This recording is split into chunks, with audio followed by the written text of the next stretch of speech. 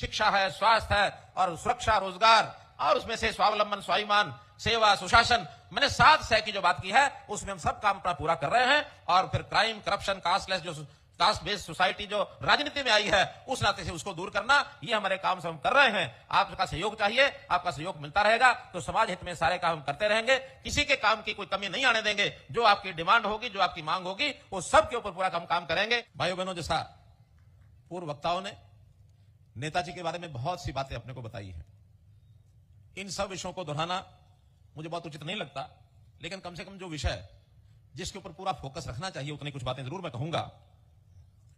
पहला तो नेताजी सामान्य कोई एक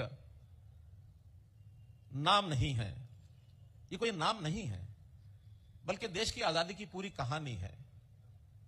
किस जज्बात से, किस जोश से न केवल आजादी की लौ उत्पन्न करने की बात लोगों के मन में उन्होंने पैदा की, बल्कि एक आत्मविश्वास पैदा करने की बात की। क्योंकि देश सदियों से गुलाम चला आ रहा था, पहले मुगलों का गुलाम था, फिर अंग्रेजों का गुलाम हुआ। आजादी की बात तो लगातार चली, लेकिन लोगों को विश्वास नहीं हो पा रहा था कि आजादी मिल भी पाएगी क्या। और जब तक ये विश्वास न हो लोगों में, स्वाभिमानी होकर के लोग जब तक सोचे नहीं, तब तक उसमें भागीदार नहीं बनते हैं। इधर नेताजी सुभाष चंद्र बोस और उधर महात्मा गांधी जी, दोनों ऐसे व्यक्तित्व हैं जिन्होंने लोगों के मन में एक स्वाभिमान भरा, एक आत्मविश्वास भरा कि नहीं, हम आजादी प्राप्त कर सकते हैं। और जब जनमानस में यह आवाज जब उठती है तो देश के लिए सब कुछ कर गुजरने के लिए लोग तैयार हो जाते हैं। आंदोलन खड़ा करना बहुत आसान नहीं होता है। आंदोलन खड़ा करने के पीछे जो व्यक्ति आगे होता है उसकी विश्वसनीयता भी होती है, उसके ऊपर विश्वास होना चाहिए, हाँ ये जो व्यक्ति कहेंगे हम इसके पीछे लगेंगे। उसी में से दोनों अलग धाराओं में विषय शुरू हुआ, जिनको उस समय कहा गया कि एक गर्म दल है, एक नरम दल है।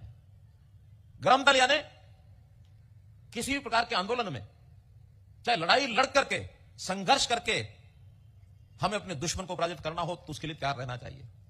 इसी में से हमारे नेताजी सुभाष चंद्र बोस ने आजाद हिंद फौज बनाई। यानी एक व्यक्ति 50,000 लोगों की एक फौज बना लेते हैं आईएनए के नाम पर। कोई देश, कोई सरकार तो बना लेता है। एक व्यक्ति के आह्वान पर घर घर से नौजवान निकले। और हम सौभाग्यशाली हैं कि ये क्षेत्र जिसको उस समय तो हरियाणा शायद नहीं कहा जाता था, लेकिन अपना ये जो आज का हरियाणा भी अगर समझे तो इसमें से भी हजारों युवक उनकी आजाद हिंद फौज में, आईएनए में भर्ती हुए। उनको कोई पैसा भी नहीं मिलता था, उनको गुजारा करने के लिए साधन भी नहीं मिलता था। घर परिवार छोड़ करके देश की आजादी के दीवाने उनकी फौज में शामिल हो गए। मरेंगे मारेंगे, देश को आजाद जरूर कराएंगे, ये उनका लोग होगा। और दूसरा दल जिसको नरम दल के नाम से कहा गया, देश में असहयोग आंदोलन करो, सरकार का सहयोग करने की कोई जरूरत नहीं। और बिगुल बजाए अंग्रेज की सरकार के खिलाफ नेता बने महात्मा गांधी जी। महात्मा गांधी जी ने यात्राएं निकाली और उसके अंदर सारी जनता को साथ लगाया। कितना बड़ा आंदोलन खड़ा किया। एक बात की शायद जानकारी आप लोगों को होगी कि नहीं होगी, महात्मा गांधी जी को राष्ट्रपिता की संज्ञा देने वाले सबसे पहले कौन थे? सुभाष चंद्र बोस थे। सुभाष चंद्र बोस ने कहा महात्मा गांधी जी को राष्ट्रपिता का दर्जा मिलना चाहिए। दोनों पैरेलल चले, दोनों की ताकत ने अंग्रेज की सरकार की चूल्हे हिला दी और शासन की। अंग्रेज ऐसे ही अपने आप नहीं चला गया, अंग्रेज को मजबूरी से इस देश को छोड़ना पड़ा। तो इस देश को जो छोड़ा है, उस नाते से ये जो आजादी का तराना गांव गांव में, गली गली में नेताजी के आह्वान के ऊपर जो शुरू हुआ, उसमें आज के समय में हम उनको शत शत नमन करते हैं, उनको अपनी श्रद्धांजलि देते हैं। नेताजी सुभाष जी को हम याद कर रहे हैं। अभी बहुत दूर नहीं, एक ही दिन पीछे हम चले जाएं कल के दिन के इतिहास में। कल का दिन 22 जनवरी 2024, ये भी इतिहास का एक दिन बन गया है। सारा देश राममय हो गया। मन मन में राम, तन तन में राम, घट घट में राम, घर घर में राम, सब जगह सारे देश में राम ही राम थे कल दिन में। रामचंद्र जी त्रेता युग में हुए, हजारों साल पहले की बात है। सुभाष चंद्र बोस 100 साल 128 साल पहले जन्मे। लगभग 100 साल पहले ही उनके सारे कामों का प्रताप यहां हुआ था। पूरा कालखंड अगर हम जोड़ सकते हैं तो एक महापुरुषों की लड़ी ये भी बीच में बनी है। हर समय में महापुरुष देश में आते रहे हैं। चाहे उसमें भगवान कृष्ण की बात लेते हैं, चाहे हम उसमें गुरुओं की बात लेते हैं, चाहे उसमें छत्रपति शिवाजी की बात हम करते हैं, चाहे हम धन्ना भगत जी की बात करते हैं, चाहे उसमें महर्षि कश्यप की बात करते हैं। कितने ही ऐसे महापुरुषों का नाम ले सकते हैं। गुरु रविदास जी बात हम करते हैं, महर्षि वाल्मीकि जी बात करते हैं। हम उसमें भक्त कबीर की बात करते हैं। संतों की माला भरी हुई है इस देश की। इन सब संतों ने भगवान कृष्ण से लेकर के और आज के महापुरुष तक, अगर हम एक सूत्र में सारा बात पिरोते हैं तो ये सब लोगों ने इस समाज को जागृत करने के लिए, समाज में संस्कार पैदा करने के लिए, कर्तव्य जगाने के लिए भगवान कृष्ण ने गीता का संदेश दिया अपनी हरियाणा की धरती कुरुक्षेत्र पर ही। जीवन क्या है, जीवन को कैसे जीना चाहिए, आज का जैसे हमारा संविधान लिखा गया, बाबा साहब अम्बेडकर ने संविधान लिखा, वैसा ही संविधान मान करके चलते हैं। गीता भी हमारे जीवन जीने का एक संविधान है। क्या ठीक है क्या गलत है ये हमको बताया गया। तो हम लोगों को शासन के नाते, ठीक कह रहे रामनाथ शर्मा जी, कि लोग क्या समझते हैं सरकार का मतलब होता है गली बनाना, सड़क बनाना, स्कूल बनाना, कॉलेज बनाना, अस्पताल बनाना, और हमारे जो व्यक्तिगत काम करना, सरकारों का काम ये है, निश्चित रूप से है। और हम भरपूर तन मन के पूरे सहयोग से, आपके सहयोग से सब काम कर रहे हैं, उसमें पीछे नहीं है। लेकिन एक बहुत बड़ी एक त्रासदी, एक पीड़ादायक पाठ यह भी है कि पहले की सरकारों ने कभी यह नहीं सोचा विचार किया कि अपने देश के समाज के लोगों को यदि दिशा उसकी ठीक करनी है, संस्कारित करना है, शिक्षित करना है, उनको कुछ ना कुछ उनका स्तर ऊंचा उठाना है, तो इन बाकी चीजों पर भी ध्यान देना चाहिए। ये 10 साल पहले तक किसी ने ध्यान नहीं दिया। मैं आभारी हूं, धन्यवादी हूं नरेंद्र मोदी जी की उस कार्य पद्धति का, जिन्होंने इन चीजों को उस समय ध्यान किया। और हरियाणा में भी आपके आशीर्वाद से जब से सरकार बनी है, हमने पिछले 3.5 साल में वो सारे काम किए हैं कि समाज में शुद्धता आनी चाहिए, समाज में करप्शन दूर होना चाहिए, क्राइम खत्म होना चाहिए, और कास्ट बेस्ड यानी जाति आधारित राजनीति ये समाप्त होनी चाहिए। तो भाई बहनों, ये सब काम करने के लिए हमको इन महापुरुषों की प्रेरणा ये लेनी चाहिए। हमारे जितने भी पूर्व सैनिक हैं, चाहे आईएनए के फौजी हैं, अब तो संयोग से आईएनए की उस घटना को बहुत वर्ष बीत गए हैं। 1942 के अंदर जब इस सेना का निर्माण हुआ था, उसको भी आज 80 साल 81 साल हो गए हैं। अगर उस समय कोई 20 साल का भी रहा होगा तो भी 100 साल की आयु आज होगी। आपकी जानकारी के लिए, अब वो पीढ़ी के कुछ निशानियां बची हुई हैं अभी भी हमारे हरियाणा के अंदर। आज ही मैं अपने डिपार्टमेंट से पूछ रहा था, मैंने डिप्टी कमिश्नर को कहा, जहां जहां आईएनए के जो सदस्य हैं, जो स्वतंत्रता उस समय के सेनानी आज हमारे बीच में जीवित हैं, जिनको हम सुभाष चंद्र बोस की एक निशानी मान सकते हैं, आज भी 3 बंधु ये हमारे बीच में हैं। उसमें से 2 बंधु तो रेवाड़ी जिले में हैं, 1 बंधु महेंद्रगढ़ जिले में है। रेवाड़ी के श्री हरि सिंह जी सन ऑफ भवानी सिंह जी, भवानी सहाय, भूथला गांव, आयु 105 वर्ष। दूसरे मंगल सिंह जी सन ऑफ छज्जूराम, गांव कोसली, रेवाड़ी, आयु 102 वर्ष। और एक महेंद्रगढ़ के हैं श्री जयप्रकाश जी सन ऑफ माधव सिंह जी, मांडी गांव, जिला महेंद्रगढ़, 98 वर्ष। आज प्रातःकाल डिप्टी कमिश्नर को मैंने कहा, सुभाष चंद्र जी को सच्ची श्रद्धांजलि होगी, इन तीनों के घर में जाकर के और उनको सम्मानित करके आए। आज तीनों ने फोटो हमको भेजे, तीनों को सम्मानित किया है। मैं इनकी आयु की लंबी कामना करता हूं, ताकि सुभाष चंद्र जी की जो निशानी है, हम और कुछ वर्षों तक उनके दर्शन करते रहे। तो सुभाष चंद्र बोस हमारे लिए, जैसा मैंने बताया, वो कोई व्यक्ति नहीं थे और केवल नेता भी नहीं थे, वो पराक्रम की मूर्ति थे। पिछली सरकारों ने उनको कभी याद नहीं किया। मोदी जी ने आने के बाद बहुत काम किए सुभाष चंद्र बोस के, उनकी स्मृति के लिए। पहला काम, हमारा जो गणतंत्र दिवस 26 जनवरी को होता है, उसकी तैयारी 24 जनवरी से शुरू होती है। 24-25 रिहर्सल होती है, 26 को कार्यक्रम होता है। मोदी जी ने आज आते ही कहा कि क्या इसको हम 24 की बजाय इस तैयारी को 23 जनवरी से शुरू नहीं कर सकते। उसको 23 जनवरी यानी आज से गणतंत्र दिवस की तैयारियां शुरू हो गई हैं। और मोदी जी ने आज के दिन को पराक्रम दिवस के रूप में नाम दिया। आज का दिन पराक्रम दिवस के रूप में मनाया जाता है। दूसरा, इंडिया गेट, हमने देखा है दिल्ली में, इंडिया गेट के नीचे एक ज्योत जलती थी। वो ज्योत कोई हमारी आजादी के साथ उसका संबंध नहीं है, उससे पहले से बताते हैं वो कभी जलाई गई होगी अंग्रेज सरकार ने, उसको बाद में एक सेना के प्रति श्रद्धांजलि का नाम दे दिया गया। लेकिन मोदी जी ने कहा कि यहां वास्तव में हमारे देश की सेना के प्रेरणा स्रोत, आदर्श वो है नेताजी सुभाष चंद्र बोस। इस जगह पर नेताजी सुभाष चंद्र बोस की प्रतिमा लगनी चाहिए। इंडिया गेट पर आज उनकी प्रतिमा स्थापित है। नेताजी का नाम सुनते ही रोंगटे खड़े हो जाते हैं और हमारा जज्बा सेना में जाने का और मजबूत हो जाता है। हरियाणा के लोग इस मामले में पीछे नहीं है, बहुत आगे हैं। आबादी हमारी मात्र देश की 2% आबादी है। देश की आबादी 130 करोड़ से 140-135 करोड़ मानी जाती है। आज हम भी 2 करोड़ 80 लाख हैं, सिर्फ 2% आबादी है।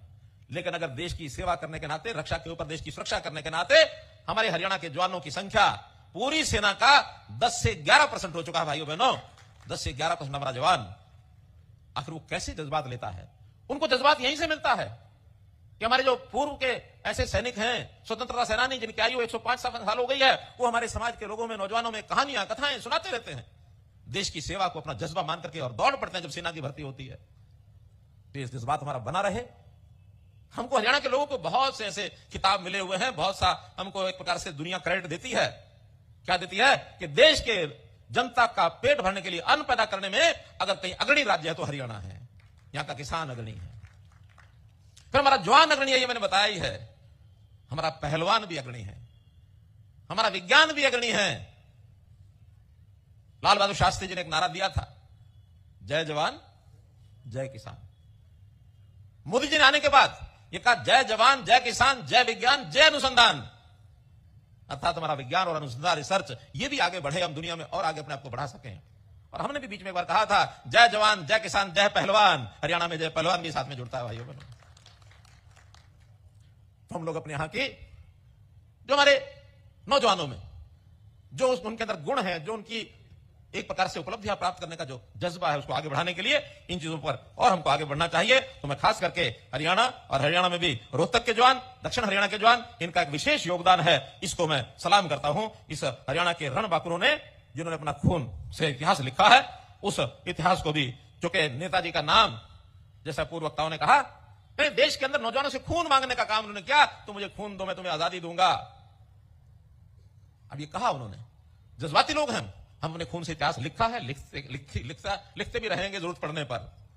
लेकिन एक बात उसमें जरूर जोड़ा चाहूंगा कि मित्रों भाइयों, आज देश की सेना, उसमें हरियाणा का योगदान, चाहे वो 1962 की लड़ाई हो, 1965 और 71 की लड़ाई चाइना के साथ रही हो, पाकिस्तान के साथ रही हो, 62 में चाइना के साथ रही हो, 1997, 98, 99 में जब कारगिल युद्ध हुआ, शायद 99 में, कारगिल युद्ध में भी हमारे यहां फौजियों ने बहुत कुर्बानी दी। जहां खून के देने की आवश्यकता पड़ेगी, हमारा जवान तैयार है। लेकिन उसके साथ ही आज देश आजाद है। उस आजादी में अभी तक अपनी आजादी का जो सिस्टम है उसको सरकारें चला रही थी, लेकिन अब जैसे व्यवस्था परिवर्तन की बात की गई है, उसमें हमें ज्ञान को भी बढ़ाना होगा, अपनी योग्यता को बढ़ाना होगा, अपने मेरिट मिशन पर चलना होगा। और आज परिश्रम, मेहनत और पसीना बहाने की जरूरत है, ताकि देश को आगे बढ़ा सकें। देश को आगे बढ़ाने के लिए बहुत कुछ किया है, अभी बहुत कुछ करना और भी शेष है। इसलिए उस करने को अगर हम आगे बढ़ेंगे, तो नेताजी के उसी आह्वान को, तो मुझे खून दो, मैं कहूंगा कि आज खून की बजाय परिश्रम करो, निष्ठावान बनो, ईमानदारी के साथ आगे बढ़ो, और केवल अपने लिए नहीं, पूरे देश और समाज के लिए काम करने की भावना लेकर के आगे बढ़ेंगे, तो हमारा देश दुनिया के अंदर सर्वोच्च स्थान ये प्राप्त करेगा। ये भावना भी हमारे मन में आनी चाहिए। भाई बहनों, आज देश के अंदर हमारे जवान, जिनको पढ़ना लिखना, मेरिट में आना, इसकी आवश्यकता है, लेकिन इसके लिए व्यवस्थाएं बहुत कम थी। अब हमने व्यवस्थाएं बदली हैं, अर्थात उनको रोजगार करने के नाते, अपने पैरों पर खड़ा होने के नाते कौशल, हुनर, ये सीखना चाहिए। और हुनर और कौशल के आधार पर हमारी स्किल डेवलपमेंट यूनिवर्सिटी हमने बनाई है। जगह जगह स्किलिंग के जो मिशन बनाया हुआ है, उस मिशन के माध्यम से बहुत से केंद्र खोले गए हैं। उसके अंदर नौजवान सीख करके अपने पैरों पर खड़े हों। सरकारी नौकरी, ये मिशन मेरिट हमने चलाया है, मेरिट पर देंगे। अब वो जमाने चले गए, मैं, मेरा भाई, मेरा परिवार, इसी को लेकर के दुनिया अपनी चलाते रहेंगे, और गरीब आदमी कोई पूछता नहीं है। हम कहते हैं गरीब बालक जो पढ़ाई करके आगे बढ़ता है, उसका भी उतना ही अधिकार है जितना एक असंपन्न परिवार के नौजवान का है। शिक्षा उनका पैमाना है, उनकी गरीबी अमीरी पैमाना नहीं है। शिक्षा में अगर बेहतर हैं, हुनर में बेहतर हैं, कुछ कर सकने की मन में एक लालसा रखते हैं, उसको समाज के काम के लिए सबसे पहले आगे आना चाहिए। काम सबको मिलेगा, इसका हम ध्यान रखते हैं। और इसमें भी भावना कैसी चाहिए, व्यक्तिगत भावना की बजाय हम सुभाष चंद्र बोस से ये भी सीखते हैं।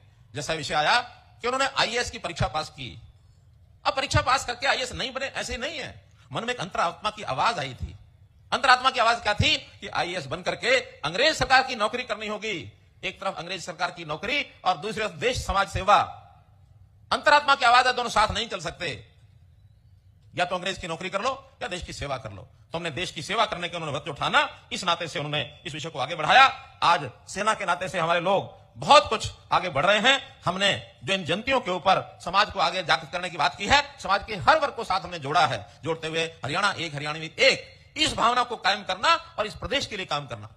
अपना भला उसमें हो ही जाएगा, ऐसा नहीं अपना भला नहीं होगा। जब सब हरियाणवियों का भला होगा तो आपका, मेरा, इधर का, उधर का, सबका। तो मैं तो आज इतना ही कहना चाहूंगा भाई बहनों आज का हमारा ये कार्यक्रम उसी श्रृंखला का ये कार्यक्रम है जब उन्हें महापुरुषों की जयंतियां एक विशेष योजना बना करके की, ताकि देश के अंदर, प्रदेश के अंदर जितने ऐसे लोगों की कवियों के माध्यम से या भाषणों के माध्यम से लोगों को संस्कार दिए जा सकते उतने हम दे रहे हैं। मैं तो इतना ही कहूंगा, चाहे भगवान श्री राम जी का समय था और चाहे आज हम बात करें नेताजी सुभाष चंद्र बोस की, इस बीच में कितने ही महापुरुष हुए हैं, कितने ही महान बलिदानी हुए हैं। उन्होंने जो रास्ता हमको दिखाया है, हम चाहे सरकार चलाने में लोग लगे हैं, चाहे जनता के नाते आप लोग लगे हैं, हमको एक जागरण के नाते ये सब काम करना है, लोगों को उनके पैरों पर खड़ा करना है। शिक्षा है, स्वास्थ्य है और सुरक्षा, रोजगार, और उसमें से स्वावलंबन, स्वाभिमान, सेवा, सुशासन, मैंने 7 सह की जो बात की है उसमें हम सब काम अपना पूरा कर रहे हैं। और फिर क्राइम, करप्शन, कास्टलेस, जो कास्ट बेस्ड सोसाइटी जो राजनीति में आई है, उस नाते से उसको दूर करना, ये हमारे काम से हम कर रहे हैं। आपका सहयोग चाहिए, आपका सहयोग मिलता रहेगा तो समाज हित में सारे काम हम करते रहेंगे। किसी के काम की कोई कमी नहीं आने देंगे।